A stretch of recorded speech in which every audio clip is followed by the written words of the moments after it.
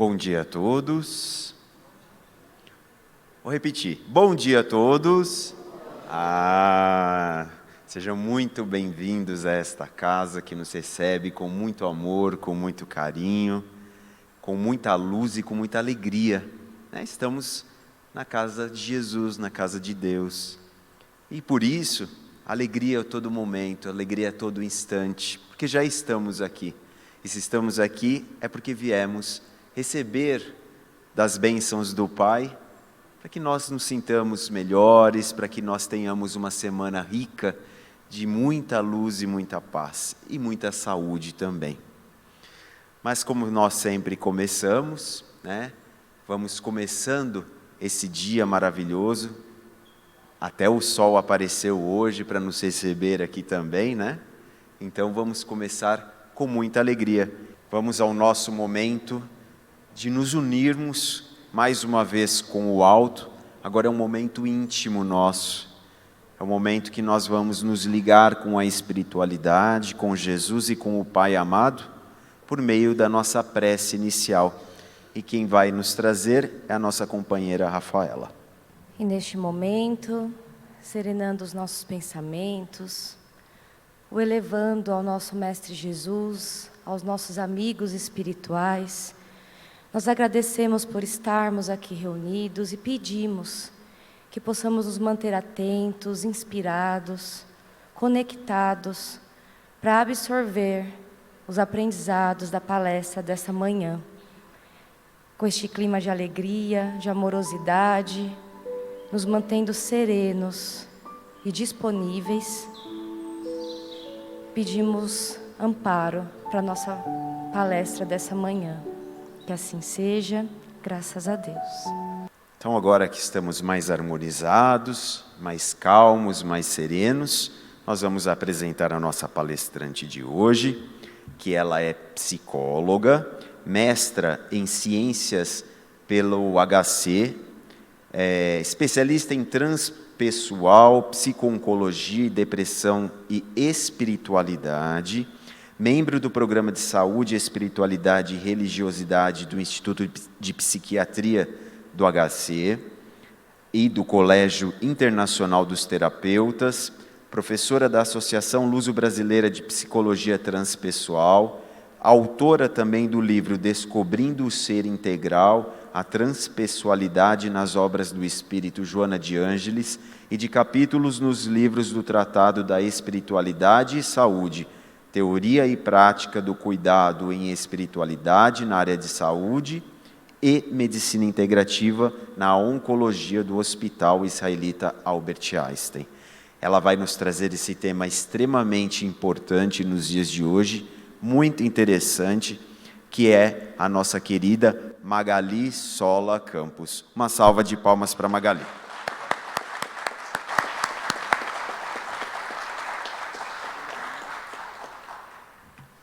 Bom dia a todos.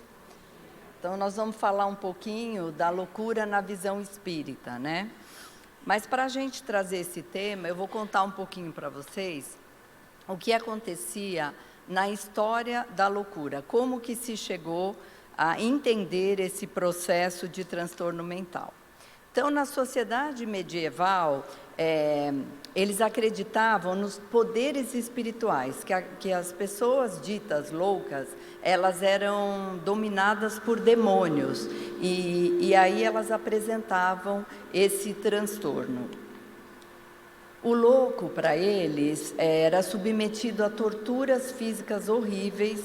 Eles acreditavam que, fazendo um buraco no cérebro, eles podiam arrancar este demônio, E o que aconteciam? Essas mutilações, além de ter um dano físico para a pessoa, exauria todas as forças do doente e, muitas vezes, o limitavam de certos movimentos, trazendo outros tipos de problema. Os tratamentos depois foram avançando e mais para frente eles eram feitos com eletrochoques, com induções a febres, convulsões também induzidas. O doente ele era submetido a tratamentos tão rigorosos que muitas vezes eles pioravam. E essas lesões acabavam se aumentando e esses ditos loucos nunca mais voltavam ao convívio da sociedade. E, na verdade, nenhum deles era bem-sucedido. E aí foram causando muitas polêmicas, porque os próprios familiares, em desespero, né, pelo que acontecia com os seus entes queridos, e também a própria medicina, os médicos mais interessados nessa cura, acabaram criando, na década de 60, 70, um movimento antipsiquiátrico, né, que questionava esse tipo de terapia e queriam mudanças nessa área psico-hospitalar que tratava desses doentes mentais. E a partir do século XIX, com o nascimento da psicanálise, né, e as importantes contribuições do Freud, a psiquiatria ela avançou um pouco, né? Lembrando que o Freud foi que trouxe, aí é o pai da psicologia, né? Então ele propunha outros tipos de tratamento, mas que também não foram suficientes para encontrar a cura desses pacientes. Então, muitas vezes, eles se debatiam em novas perspectivas, mas, na verdade, não encontravam a cura definitiva para esses pacientes. Então, o fato, gente, é que a ciência tradicional, ela nunca soube realmente o que provocava essa doença mental e como os médicos, enquanto cientistas, poderiam trazer um alívio e muitas vezes a cura para esses pacientes. Eles também questionavam muito por que algumas pessoas ditas sãs, né, em algum momento da vida desenvolviam esta loucura e outras nasciam já desenvolvendo a loucura. Muitas crianças em tenra idade começavam a apresentar sintomas dessa loucura, eles não conseguiam entender o que trazia, né? O que realmente justificava essas doenças surgirem do nada e causarem tantos danos para as pessoas. E, principalmente, a questão da época é por que alguns se curavam, para eles sem razão aparente, e outros acabavam falecendo, né, desencarnando com essa doença sem ter nenhum tipo de alívio. E aí surge essa figura maravilhosa, né, do Dr. Bezerra de Menezes. Para quem não conhece, que eu duvido que alguém não conheça, né? Ele era um médico, um militar, um escritor, um jornalista, um político, um filantropo, filósofo e um dos maiores expoentes da doutrina espírita. Tanto que ele era conhecido como Kardec brasileiro e o médico dos pobres. Então, o Dr. Bezerra, ele realmente ficou perplexo diante dessa falta de tratamento e ele começa a estudar o que significava essa loucura, o que trazia, como que ele podia ajudar essas pessoas, como ele podia levar alívio, que era o seu intuito enquanto médico durante todo o tempo que ele esteve aqui na Terra conosco, né? E no final de 1880, ele começa a fazer estudos, pesquisas, e ele na época era membro da Academia Nacional de Medicina, e ele se propõe a preencher essa lacuna que existia na medicina, o que ele podia trazer de diferente, que podia levar alento para esses pacientes e ajudá-los de alguma maneira. E ele resolve, então, pesquisar esta doença. Então, ele vai apresentar um estudo abordando esse tema muito delicado e complexo na época, só que ele vai dar ênfase na loucura pela obsessão. Ele vai deixar de ver só a parte física, essa parte da lesão cerebral, e ele começa a ver novas perspectivas que talvez possam compreender de uma maneira melhor, né, da onde vem a loucura e ajudar nesse processo de cura. Mas olha só, ele fez esse trabalho, mas ele só teve a sua primeira publicação em 1920, sendo que ele já havia falecido em 1900. e ele lança um livro chamado A Loucura sob Novo Prisma. E mesmo na época, como tinham muitos questionamentos, ele escreveu esse estudo com o pseudônimo de Max.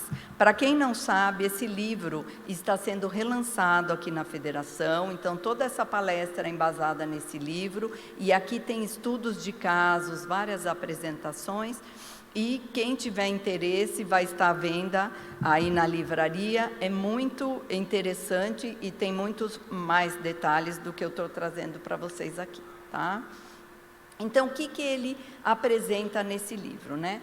Que além da loucura por lesão cerebral, que elas também ocorrem, que para ele ocorriam outras sem esse registro e, consequentemente, ele acreditava cegamente que essas lesões, essa loucura, ela vinha por uma interferência espiritual. E ele dizia que essas eram loucuras pela obsessão. E aí ele explicava, né, que esse era o envolvimento de um espírito já desencarnado sobre um espírito encarnado que levava aquele ser a fazer coisas que não estavam no seu controle e que aí demonstrava essa aparência de louco como uma pessoa desequilibrada que não tem controle sobre os seus próprios atos. Então ele dizia que haviam casos, né, que residia realmente na envolvência acentuada desses espíritos, né, um envolvimento maligno, e que esta criatura, ela perdia totalmente o seu controle. Então ele quer provar que isto acontecia realmente. E aí, para isso, né, como vocês sabem, todas as pesquisas se levantam hipóteses para a gente poder comprová-las mais para frente. Quais eram as hipóteses do Dr. Bezerra? Primeiro, gente, que o pensamento é pura função da alma ou do espírito.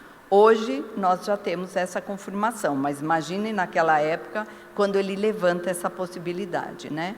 Então, essas perturbações, em tese, elas não podiam depender dessa lesão cerebral, embora elas pudessem ocorrer por esta lesão, né? Mas levando em conta que o cérebro, assim como todo o nosso corpo, ele é apenas um instrumento para a manifestação do espírito. Por isso que quando desencarnamos, né, o espírito, juntamente com o perispírito, se liberta desse corpo físico que nos serviu de moradia para que a gente possa evoluir e passar pelas provações que aqui viemos. A sua segunda hipótese, aquela loucura, ela pode se dar sem nenhuma lesão cerebral. Ele comprovou isso depois, né? Que o cérebro não é o órgão do pensamento e que há loucos cujos cérebros não apresentam nenhum tipo de lesão orgânica de qualidade alguma. Então, logo, gente, a loucura não é necessariamente um caso patológico, né? Mas um fenômeno mórbido de duplo caráter. Ela pode ser material e pode ser imaterial também.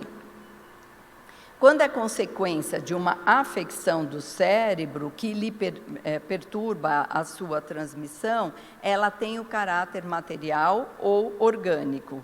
Mas, quando resulta de algo que afeta esta faculdade pensante, ela tem origem num caráter imaterial e fluídico, né? Eu pus essa figura que é realmente como as pessoas ficam, como um marionete. Né? O processo obsessivo, ele começa linear, mas ele pode chegar a uma possessão total. O espírito pode ter um domínio total sobre aquele espírito encarnado. E ele designou ainda como uma terceira hipótese que essa espécie de loucura, né, por obsessão, ela resulta dessa ação de espíritos inimigos sobre a alma encarnada no corpo físico. E aí ele vai designar essa loucura por obsessão espiritual.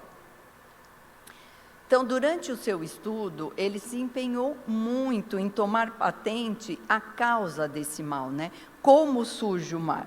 mas também ele vai estudar a sintomatologia, como é feito o diagnóstico, né? E principalmente como fazer a diferenciação de ambas. Como saber se essa loucura precisava de um tratamento médico por ser uma lesão cerebral, ou quando ela precisava de um outro tipo de tratamento, quando não havia essa lesão. E qual seria esse tipo de tratamento, então? E aí ele escreve, né, esse trabalho, que vai depois virar um livro, e ele separa esse trabalho em 3 partes, esse livro em 3 partes. O primeiro é que do pensamento em seu princípio causal e suas manifestações, né? Como nós já dissemos, o pensamento, ele vem do espírito, né? E aí ele passa pelo cérebro, que é um dos instrumentos que nós usamos para nos comunicar. E aí ele apresenta a relação desses espíritos, né, que são livres no espaço, com o espírito que está encarnado, de onde se origina essa loucura. Gente, nós também, vocês que estão aqui, devem ter ouvido várias vezes que o nosso pensamento é matéria. Assim, ele se exterioriza e os espíritos desencarnados, eles enxergam o nosso pensamento, nitidamente, né? Então, semelhante atrai semelhante. Lembra do ditado? Diga-me quem és, que eu te direi quem andas. Para nós espírita, diga-me quem anda com você, que eu te direi o seu comportamento, quem é você. Porque nós vamos atrair, através do nosso pensamento, dos nossos sentimentos, dos nossos comportamentos, espíritos afins que estão aí perambulando pelo espaço maior, tá? E a terceira parte, ele vai trazer casos patológicos, ele vai apresentar esses estudos, mostrando as causas, os sintomas, colhendo elementos para esse diagnóstico diferencial e principalmente promovendo meios para a cura desse terrível mal, para aliviar esses pacientes que tanto sofriam. Então, o seu estudo, gente, ele comprovou, no final, que pelos meios espíritos, né, que proporcionam à ciência essa loucura pela obsessão, ele pôde fazer esse diagnóstico diferencial, né, dessa espécie, que era confundida até então na medicina como uma loucura por lesão cerebral. E assim, uma vez confirmado o diagnóstico, ele pôde aplicar nesses pacientes, para essa obsessão por meio do espírito, um tratamento especial diferenciado, ou seja, um tratamento misto. Porque dependendo do grau já que esse paciente estivesse, ele talvez precisasse também de uma terapêutica farmacológica, psiquiátrica, mas principalmente ele tinha que mudar seus comportamentos. A transformação tem que ser moral, que é o que a gente aprende muito aqui, né? A gente brinca a tal da reforma íntima, né? Nós mudarmos o nosso comportamento para, consequentemente, mudarmos a nossa vida. Então, ele dizia, né, que enquanto esses fluidos maléficos do obsessor não produzirem a lesão cerebral, porque olha a gravidade, se a gente ficar submetido a esses espíritos durante muito tempo, a lesão pode vir a ocorrer sim, né? E que quando isso, com a graça de Deus, ainda não ocorrer, esses pacientes, né, obsediados, eles têm que ser incutidos nele, tem que ser trabalhado, orientado e desenvolvido a paciência, a resignação, o perdão, principalmente ao seu perseguidor, ao obsessor, compaixão por ele, né, e o amor. Porque o amor é que quebra várias barreiras, o amor que transforma a nossa vida, e por amor a gente consegue se libertar desta doença tão cruel também. Então, ele relata, como eu falei nessa última parte, né, vários estudos de casos que ele realizou, e ele realizava em sessões espíritas, juntamente com companheiros que constam da história do espiritismo, né, e eles eram embasados no estudo dessa outra obra, que é O Céu e o Inferno.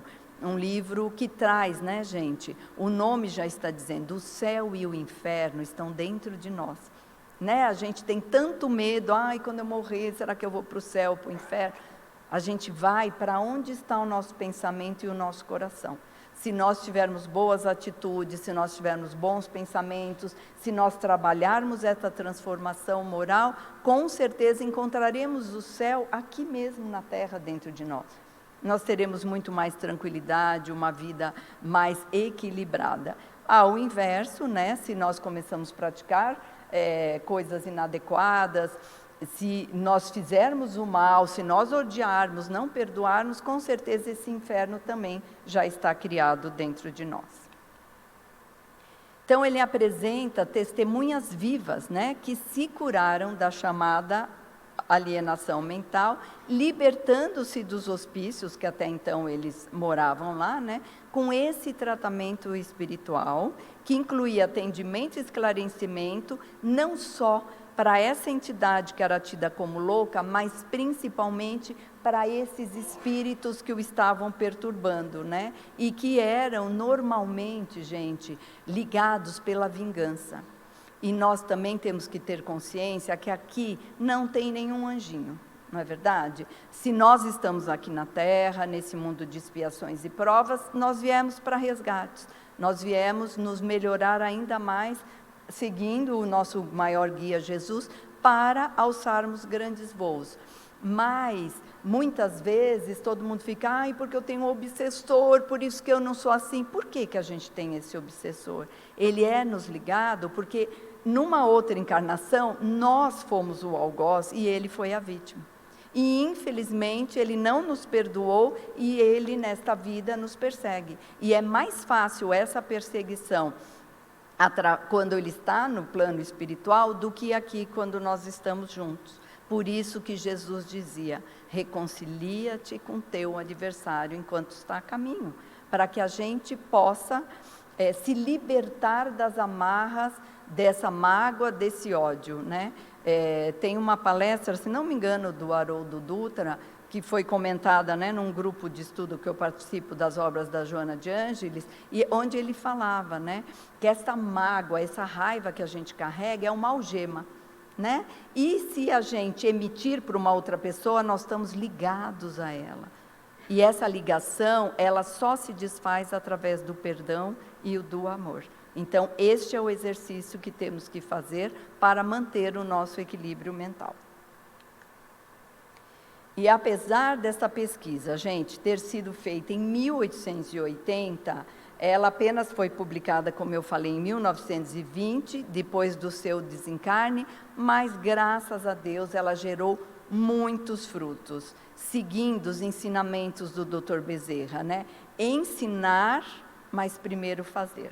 Que falar é muito fácil, né? A gente vem aqui, estuda um pouquinho e fala para vocês, mas e a aplicação do que a gente está falando? Essa também é principalmente para quem fala, porque, né, eles brincam que os nossos ouvidos são os que ouvem primeiro, então a gente está aqui falando porque a gente também tem que aprender, né?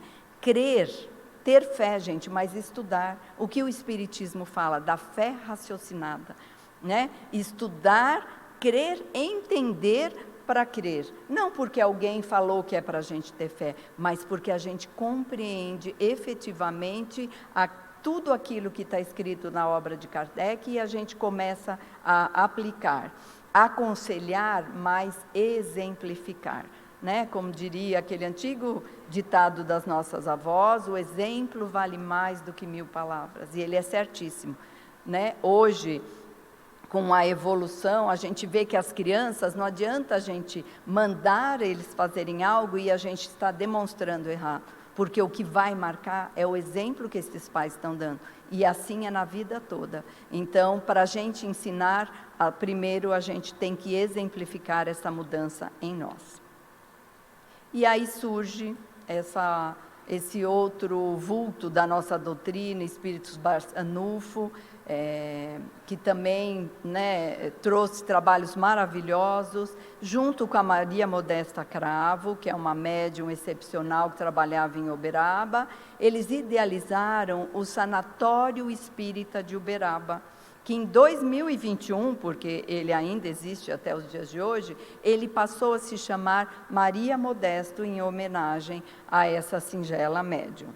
E aí, juntos, eles idealizaram, criaram, né, esse sanatório, que foi, durante muitos anos, dirigido pelo Dr. Inácio Ferreira, um médico psiquiatra, também espírita, com vários livros, que trabalhou muito em prol de aplicar aquilo que Dr. Bezerra tinha comprovado e que até então nada tinha acontecido. E em 1933, ele propõe uma assistência gratuita dentro desse sanatório, com a fraternal, com a base do espiritismo, né? Levando esses pacientes primeiro para reuniões espíritas, para ver se eles estavam obsediados antes deles serem tratados com a medicina convencional. E hoje, graças a Deus, tem sanatórios, inclusive em São Paulo, que têm acoplado o centro espírita, onde isso é realizado, né? Primeiro se observa se o espírito está se aquele paciente está obsediado, e se não estiver, ele é só feito o tratamento e acompanhado pela equipe psiquiatra, e não é medicado, e não tem nenhum tipo de atendimento que possa vir a lesar seu cérebro, tá?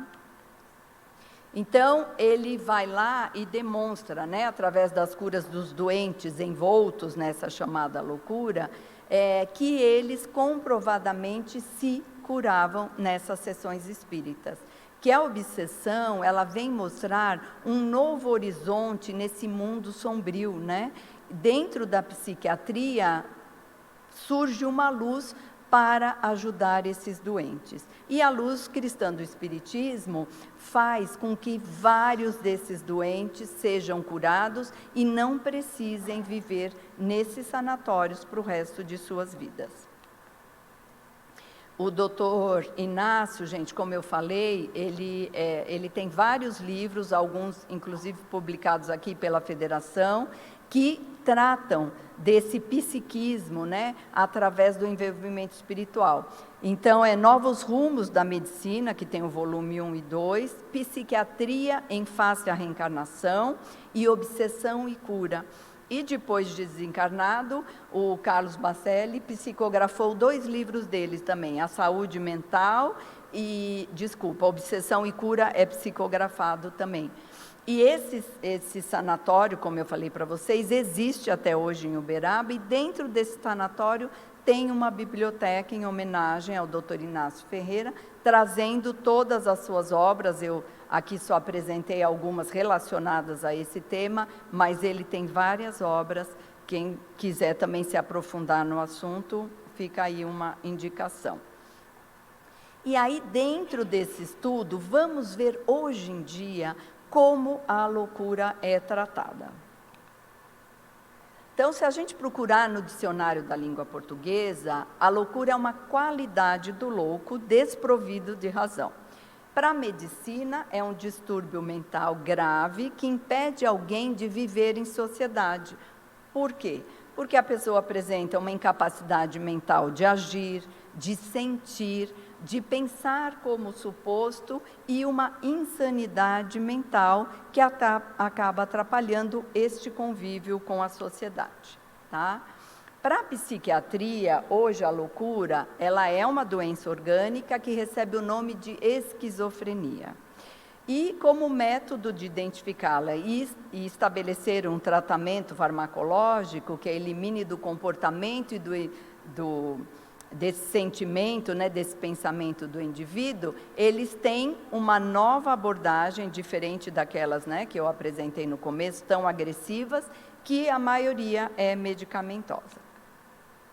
Para a psicologia, gente, a loucura ou insanidade é uma condição da mente humana caracterizada por pensamentos considerados anormais, sem sentido, resultado de algum transtorno mental. Hoje nós nem usamos esse termo loucura, né? Nós usamos transtornos mentais. Então, se a gente pegar o Livro dos Espíritos, lá na introdução, no capítulo 15, ele traz a loucura e suas causas. E Kardec põe assim, que a loucura, ela tem por causa primária uma predisposição orgânica do cérebro que o torna mais ou menos acessível a determinadas impressões. Havendo essa predisposição à loucura, ela se manifestará com o caráter de uma preocupação principal do indivíduo que acaba se tornando uma ideia fixa. Gente, se nós pensarmos também que nós recebemos esse corpo, foi feito um estudo na espiritualidade, esse corpo vem exatamente com as necessidades da nossa evolução. Então, se cometemos algum ato indevido em outra encarnação, nós mesmos pedimos para esse resgate, nós temos predisposições de doenças no nosso perispírito, que ao longo da vida, elas passam para o corpo físico, não só mental. Por exemplo, uma pessoa que desencarnou por excesso de bebida, nessa encarnação, provavelmente ela já vai vir com uma predisposição de uma doença no fígado. A pessoa que comeu demais, um glutão, ele vai vir com uma predisposição para doenças no estômago. A pessoa que se comportou indevidamente, usou sua inteligência para o mal, provavelmente ela vai ter uma predisposição para algum transtorno mental. A pessoa que fumou demais vai ter uma predisposição para uma doença no pulmão, e assim sucessivamente. Então, essas predisposições, elas já estão registradas no nosso perispírito. Mas nós podemos modificar isso também, né? Então, as causas mais frequentes dessa superexcitação cerebral, o que a gente chama, né, na psiquiatria e na psicologia, são gatilhos, né? Esses gatilhos é que nos levam a desenvolver doenças. São decepções, alguma desgraça, afeições contrariadas, sentimento de culpa e medo. Eu sempre falo para os meus pacientes que 2 sentimentos que eu não quero que eles tenham nunca é medo e culpa. Porque o medo, ele já atrai esses espíritos zombeteiros que vão querer nos ajudar, né, a desenvolver determinados transtornos, e não é por mal, gente, são espíritos ignorantes que ainda não descobriram a verdade do Pai. Por isso nós temos que ter compaixão por eles, né? E a culpa, ela faz com que a gente remoa. Meu Deus, o que eu fiz, porque eu fiz? Não adianta, porque a culpa não vai liberar o nosso erro. Então, na época de Jesus, a língua, né, usada era muito pobre. Então, pecado, gente, na verdade, significa errar o alvo, tá? Quando nós erramos o alvo, o que nós temos que fazer?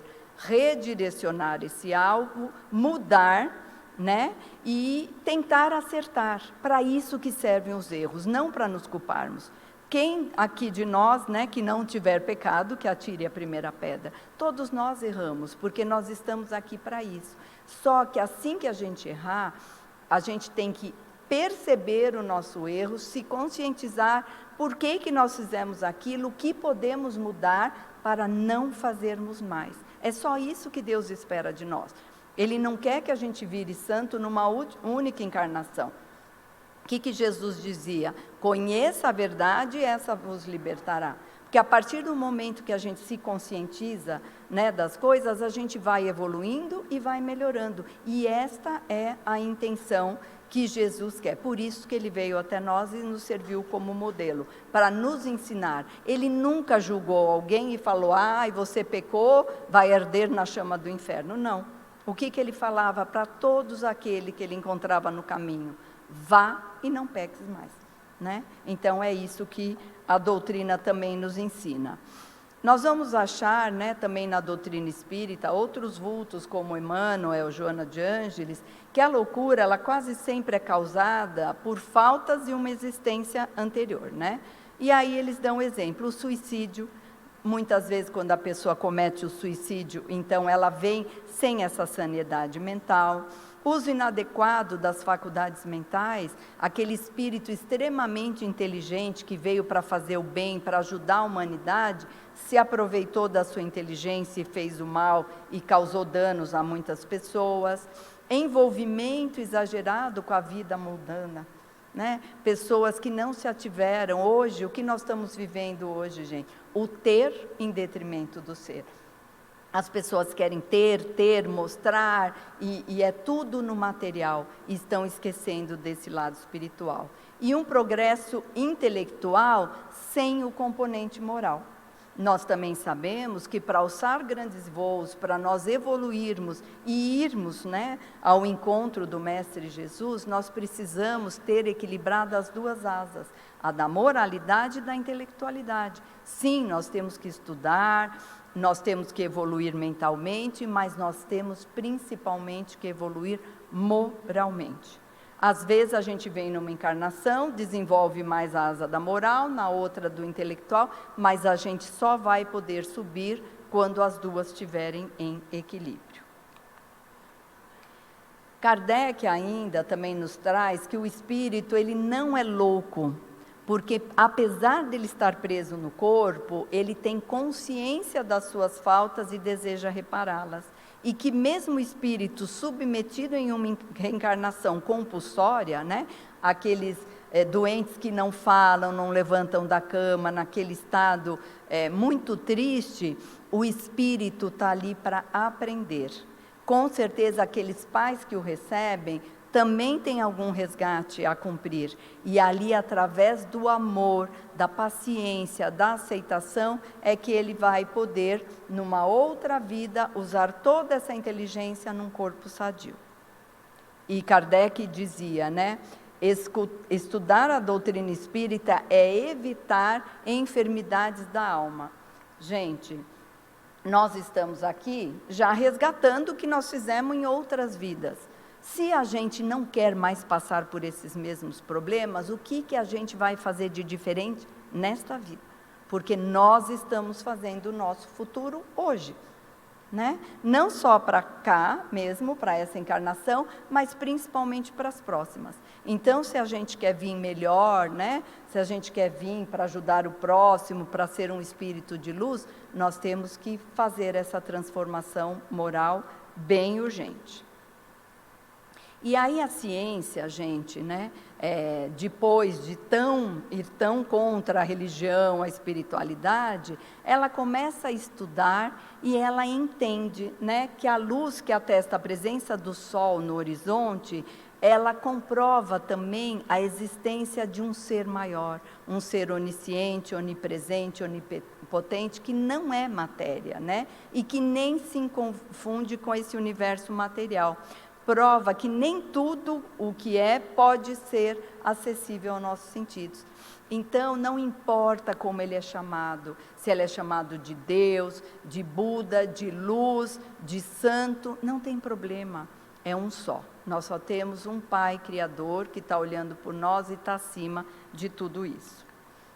E desta maneira, hoje a ciência, ela não acha mais, né, segundo a Organização Mundial da Saúde, que a saúde é apenas a ausência de doença como era antigamente. Não, a saúde é um equilíbrio físico, que a gente tem que estar bem com o nosso corpo, espiritual, satisfazer os nossos valores, o nosso plano de vida, social, né, nós temos relacionamentos em climas de harmonia, mental, satisfazer todas as necessidades e conhecimento para que a gente se desenvolva como pessoa.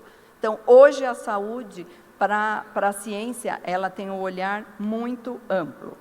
E a saúde mental, especificamente, ela é definida como um estado de bem-estar, onde a pessoa consegue enfrentar as dificuldades normais da vida, porque nós não estamos aqui na Disneylândia, né? Todo mundo aqui já passou por maus bocados, então a gente está vindo aqui para aprender.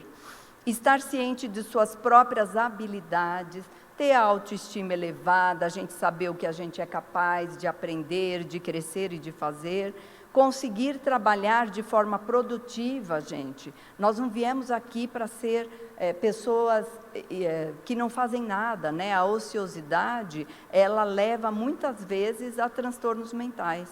E capacidade de contribuir para a comunidade. Hoje tem pesquisas, inclusive saiu uma a semana passada, sobre a importância do voluntariado.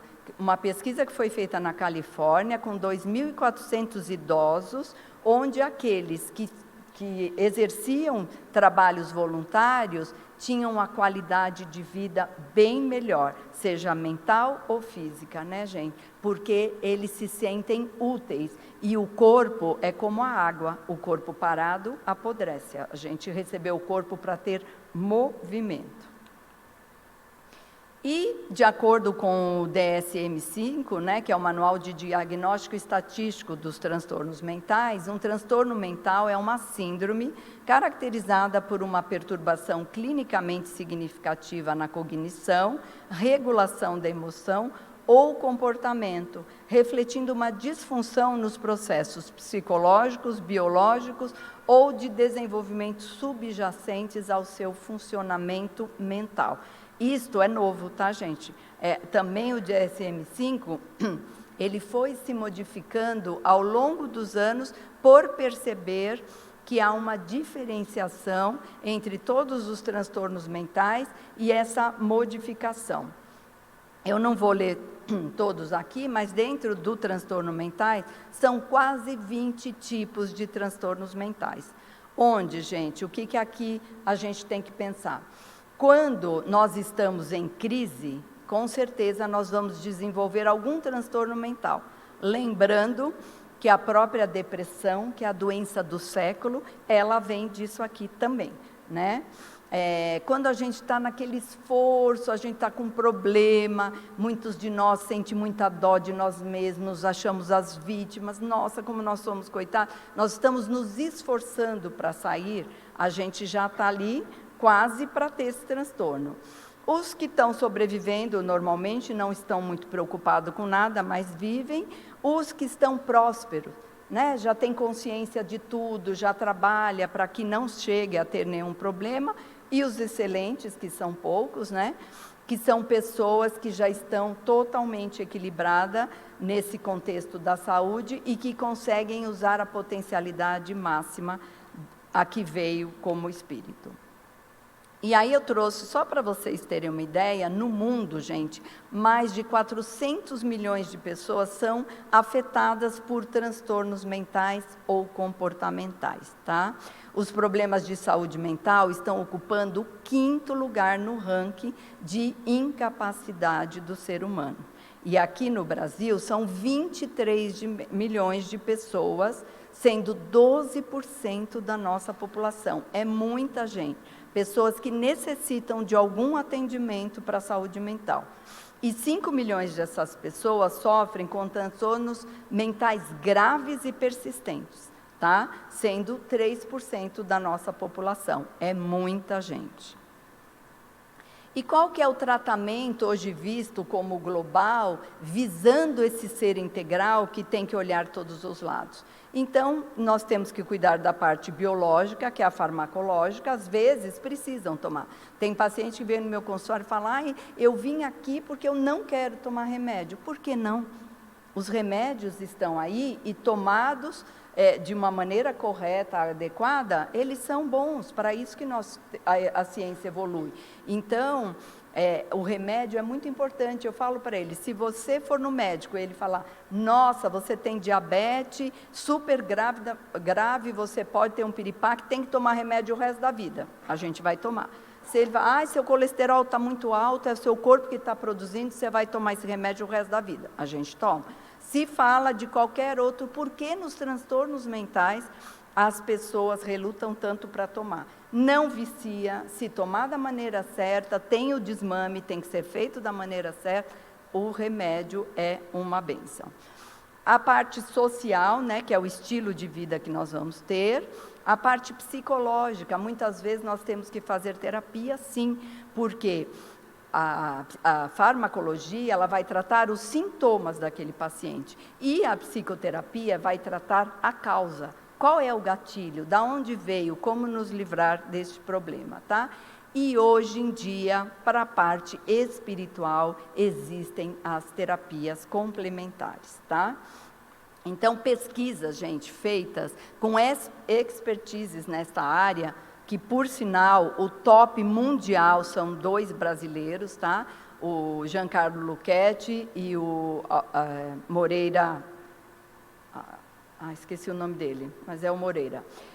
Eles falam que as terapias complementares, elas são amplamente usadas por pessoas que têm transtornos mentais com resultados muito positivos. Isso são pesquisas científicas, tá? E que 83% dos brasileiros consideram a religião muito importante para suas vidas, sendo que 37% frequentam um serviço religioso pelo menos uma vez por semana. E dentro do contexto da saúde, os pacientes demonstram que a espiritualidade e a religiosidade têm papel muito importante em suas vidas, incluindo sua saúde física e mental. E outros estudos indicam uma associação positiva entre religiosidade e qualidade de saúde. Olha a importância de estarmos aqui hoje no nosso domingo, né? Aprendendo um pouco mais.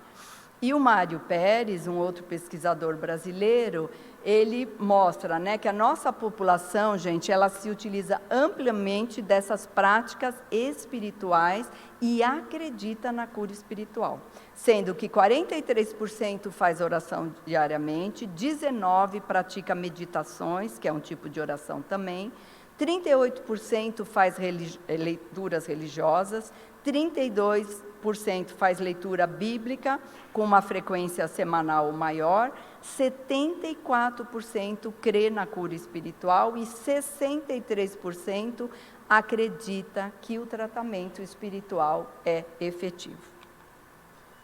E dentro disso, foi feita uma pesquisa aqui na federação com a esposa do Giancarlo Lucchetti, Alessandra Lucchetti, em 2016, dentro dessas assistências espirituais aqui da casa, que um grande número de atendimento, eles são realizados por centro espírita, sendo um percentual considerável da população que usa essas assistências em busca desta cura, né? De aliviar os seus sintomas. Através do quê, gente? Do passe, que é a imposição de mãos, desse tratamento da desobsessão para se livrar da loucura e fluidoterapia, que é a água magnetizada. E aqui, gente, na federação, nós temos o DEPOI, que eu acho que todos conhecem, né, que é o Departamento de Orientação e Encaminhamento, que sob, gente, a orientação dos benfeitores espirituais, ela se especializou em cuidar dessas dores da alma, com 19 assistências diferentes para cada tipo de transtorno que a gente possa ter. Eu trouxe os relacionados aos transtornos mentais. Então, elas têm assistência específicas para esquizofrenia, bipolaridade, depressão, ansiedade, tendência ao suicídio, entre outras tantas. Essas assistências comprovadamente têm resultados muito positivos na cura dessas doenças. E eu trouxe aqui, né, só para dar uma ideia, eu mesma fiz minha tese de mestrado, que eu fiz no Hospital das Clínicas, veja como foi difícil, né? Eu trabalho nesse PROCER, que é um departamento de pesquisa em espiritualidade e religiosidade na área de saúde mental, e aí eu apresentei meu projeto, porque dentro do meu consultório, eu percebia que as pessoas ligadas a uma religião, e que estavam abertas e que eu encaminhava aqui para essas assistências da federação, elas se curavam muito mais rapidamente, tá? E aí eu pedi para apresentar esse projeto. Foi muito difícil, foi uma luta árdua, mas eu não só consegui apresentar essa pesquisa, eu fiz a pesquisa aqui dentro, né? Como, gente, olha o resultado, né? 85% dos pacientes, eles falaram que contribuiu muito para a melhora deles esta assistência aqui da casa. Mais 11% moderada. Isso, gente, são 96% dos assistidos aqui dizendo o quanto eles melhoraram com esse tipo de assistência. Sendo que 1% diz que melhorou um pouco e nenhum diz que piorou. Tá? Logicamente, nós sabemos que a fé remove montanha. A pessoa que tem fé, que vai lá e acredita, ela não só está se ajudando, como através do trabalho de desobsessão, ela está ajudando esses espíritos em desequilíbrio, esses irmãos que também estão doentes e precisam de assistência, né? E aí, através desse trabalho maravilhoso que a Federação faz, com certeza, se mais pessoas soubessem, mais pessoas viessem, menos pessoas com transtornos mentais, esse percentual que eu apresentei, com certeza teria diminuído bastante, né? E como nos diz Dr. Bezerra de Menezes, em meio de todos esses empeços e dificuldades, fazendo sombras e sofrimentos a todos nós, né? Nós devemos cultivar sempre o bem que puser. O bem gera bem. Se a gente faz bem para alguém, essa pessoa vai vibrar positivamente para a gente. E essas vibrações positivas é que nos ajudam e vão nos fortalecendo para que a gente passe por tudo quanto é tipo de transtorno. E lembrando, gente, hoje, graças a Deus, a ciência e a espiritualidade, a religiosidade estão conversando. O número de pesquisas é estrondoso nesta área. Aumentou sensivelmente, principalmente na ligação dos transtornos mentais. E não só aqui no Brasil, que é tido como um país muito religioso. Nos Estados Unidos, a gente tem o Harold Cohen, que tem milhões de artigos científicos comprovando nessa área a importância da fé, né? Eu mesma comecei o meu trabalho trabalhando em hospitais com oncologia, né, com câncer, e eu via nitidamente que os pacientes que tinham fé, e eu me utilizava dessa fé para eles receberem a químio, para eles irem para a cirurgia, eles alcançavam a cura muito mais facilmente, tinham menos efeitos colaterais, porque, gente, a fé é tudo, né? Bezerra não indicava lá a água fluida, até o papel da receita que a pessoa comeu e curou. A fé, gente, quando Jesus falava que a fé removia montanhas, essas montanhas do nosso sofrimento, dos nossos problemas, com certeza, se a gente for com muita fé, nós temos direito à cura, porque nós temos nossas provações, mas as mudanças de comportamento podem gerar algum tipo de mudança também na nossa programação encarnatória, tá? Lembrando que Jesus disse também, ajuda-te que o céu te ajudará. E essa obra maravilhosa, né, dessa porta que não tem fechadura, por que não tem, gente? Porque essa porta do coração, ela só abre por dentro. Só nós vamos poder abrir para Jesus, para o plano espiritual, para esses amigos nos ajudarem. Nós temos que fazer a nossa parte, né? Nós temos que nos responsabilizar pelo que é nosso. A gente gosta de jogar para o outro, ficar no papel da vítima, ai, como eu sofro. Ai. Eu tenho um monte de gente que liga para mim e fala, ai, você pode rezar para mim, você reza tão forte. Eu falo, oi? Né? Nunca vi alguém rezar mais forte que o outro. Por quê? Porque as pessoas não têm fé. Né? Eu falo, eu posso rezar com o maior prazer, eu rezo bastante. Mas a oração feita por nós mesmos, com certeza, ela vai tocar muito mais o plano espiritual. E eu trouxe para vocês, né, como o Denis falou, desse meu livro, Descobrindo Ser Integral, é uma outra pesquisa que eu fiz com as obras do Divaldo, as obras da série de Psicologia Transpessoal, é a minha especialização em Psicologia Transpessoal específica, onde eu linko, né, o que a científica pode fazer com o que a espiritual junto pode ajudar esses pacientes também a encontrarem suas curas, tá bom? Espero ter tocado um pouquinho o coração de vocês e alertado aí para a importância da nossa fé, do nosso amor e da compaixão com esses espíritos obsessores. Obrigada, gente. Magali, muito obrigado pela palestra tão elucidativa e consoladora, fortalecendo a nossa fé através de todo o conhecimento e com base no Evangelho. Conhecimento, todos nós sabemos, é poder. Conhecimento nos permite investigar, ter tranquilidade e desejar a mudança. Então, por isso, mais uma vez, Agradecemos a Magali por ter nos presenteado com esta belíssima palestra e nós esperamos que em outra oportunidade possa voltar aqui e estar conosco.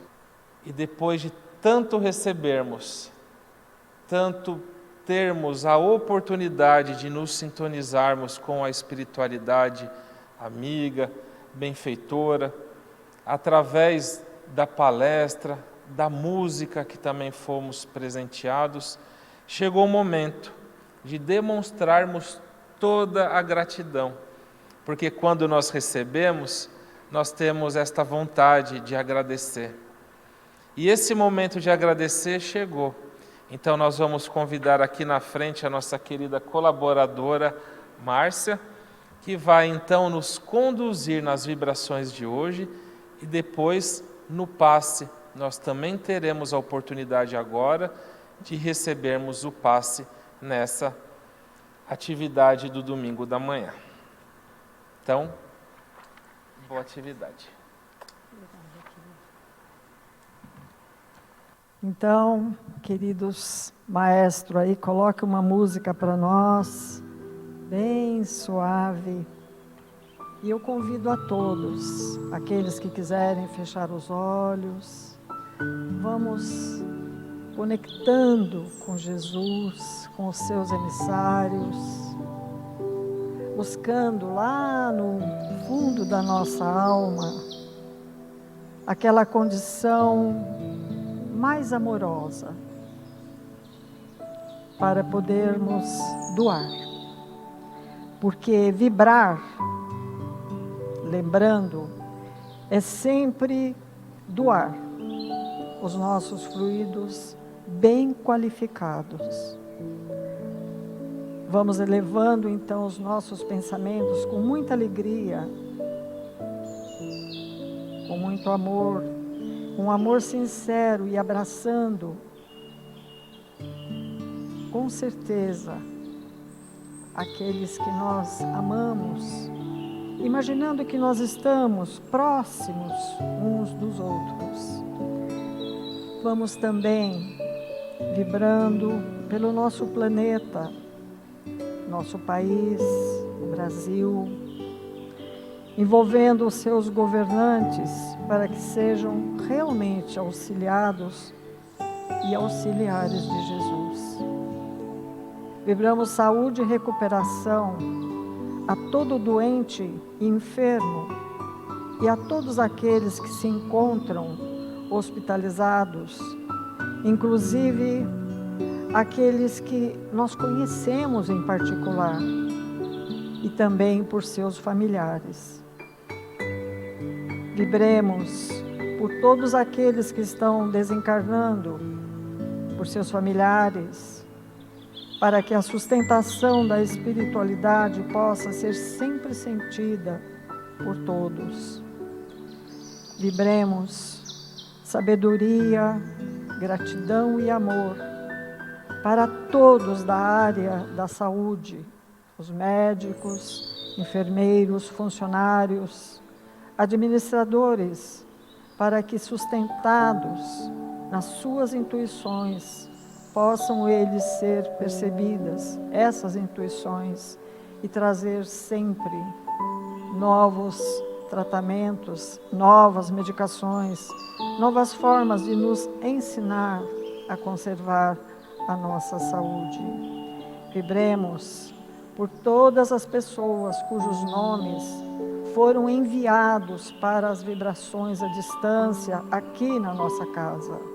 Vibramos também por todos os assistidos que estão nas nossas assistências desta casa, a Federação Espírita do Estado de São Paulo. Vibramos também por todas as crianças, por todos os jovens, para que tenham uma orientação segura perante a vida. Vibramos por todos os idosos, envolvendo-os com muito carinho. Vibramos por todos aqueles que possam perceber o amor de Jesus através do seu Evangelho. Este Evangelho de amor que o Mestre nos traz e que faz parte dos nossos lares, principalmente quando fazemos aquele evangelho familiar. Vibremos, Senhor, harmonia e continuidade para todos aqueles que estejam em aflição, possam encontrar o remédio, a solução e controlar as suas próprias emoções. Vibramos, Senhor, para que todos tenham um trabalho, um emprego, um sustento para a sua vida. E que esse sustento material dê a eles um sentimento de segurança e que tenham sempre esperança e certeza que dias melhores virão. Vibramos, Senhor, por aqueles que estão desencarnando hoje, para que possam perceber a luz do atendimento que chega até eles. E nós te pedimos, Senhor, por nós, nos dê luz, permita-nos conquistar a sabedoria, desenvolver a paciência, sentir a alegria de viver e conservar a saúde plena em cada um dos nossos corpos. Assim, Senhor, neste instante, nós pedimos humildemente licença para colocar por alguns minutinhos, cada um de nós individualmente, a sua vibração particular.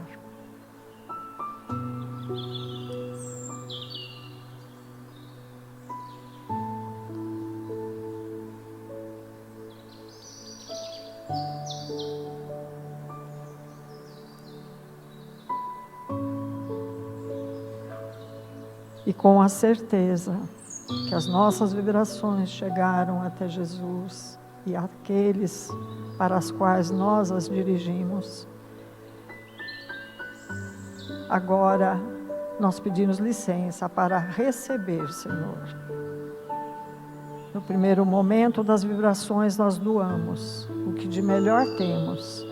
E agora nós abrimos também a nossa alma, nosso espírito, para receber da espiritualidade, com o pensamento elevado, nós vamos reforçando a nossa ligação com Jesus e com os seus benfeitores amigos, que atuam nas diversas assistências espirituais da nossa casa, a Federação Espírita do Estado de São Paulo. E neste momento, amorosamente, eles nos acolhem e se mobilizam para fazer chegar a cada um de nós o amparo, o consolo, o fortalecimento que necessitamos para vivenciar nossos desafios individuais. É o momento de vivenciar intensamente a nossa fé e nossa profunda confiança no amparo divino, como nos ensinou Jesus, que é capaz de mover montanhas quando realmente temos fé. E vamos nos sentindo envolvidos nesta energia que nos proporciona serenidade, paz, tranquilidade. E mentalizando uma luz suave que nos envolve da cabeça aos pés, envolvendo o nosso corpo, o nosso espírito, revitalizando e reequilibrando essas energias físicas e espirituais, e nos fortalecendo com os bons pensamentos de confiança, fé e esperança em dias melhores. Visualizamos assim o nosso corpo físico plenamente saudável e nosso espírito envolvido pelos fluidos de amor do nosso Pai eterno. Que a paz possa estar conosco durante toda esta semana e que possamos estar sintonizados com a espiritualidade maior através da prece e dos bons pensamentos. Assim, vamos permanecer em silêncio por alguns segundinhos, sentindo este amor que nos envolve e que silenciosamente tanto nos beneficia.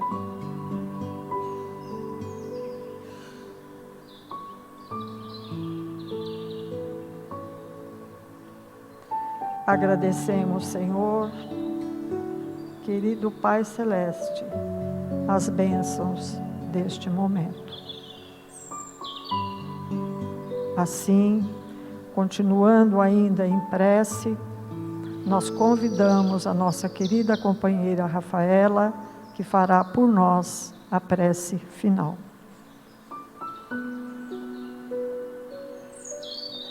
Nos mantendo neste clima de harmonia, de paz e de imensa gratidão, mantemos os nossos pensamentos em Jesus. Mestre querido, lhe agradecemos por essa palestra abençoada, pelo tanto que aprendemos, que possamos sair daqui com os ensinamentos necessários para a nossa evolução, para a nossa melhora dia a dia. Que sempre nos recordemos do seu infinito amor por cada um de nós. Que tenhamos na prece o refúgio do nosso coração, que assim possamos enfrentar as dificuldades do caminho, que possamos ter uma semana abençoada. E agradecemos mais uma vez pela oportunidade da vida e de termos contato com o seu Evangelho. Que assim seja, graças a Deus. Que assim seja, graças a Deus. E agradecemos a presença de todos aqui neste salão hoje, pela coragem, pela motivação, pelo ânimo de terem vindo aprender mais e se conectar mais com a espiritualidade. Agradecemos também toda a equipe do som, equipe da imagem, que trabalhou aqui conosco hoje, a equipe da circulação, enfim, todos os trabalhadores desta casa que nos permitem todos esses momentos grandiosos. E esta palestra tão linda, tão importante, estará disponível no YouTube nos próximos dias. Então, que todos nós tenhamos um lindo domingo, uma ótima semana, e levando essa gratidão no coração. E mais uma vez, uma salva de palmas para todos nós aqui hoje. Graças a Deus.